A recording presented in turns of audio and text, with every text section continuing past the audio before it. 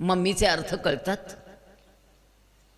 अगं आकाशासारखी विशाल ईश्वरासारखी सुंदर आमची आई, का केली तिची मम्मी? कुणी दिले अधिकार तुम्हाला?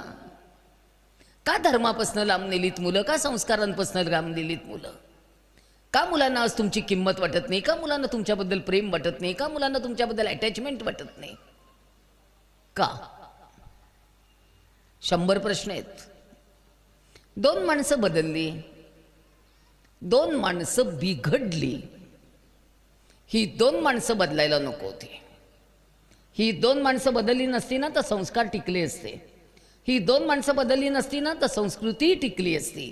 ही 2 माणसं बदलली नसती तर कुठेही धर्माला थोडा सुद्धा धक्का लागला नसता.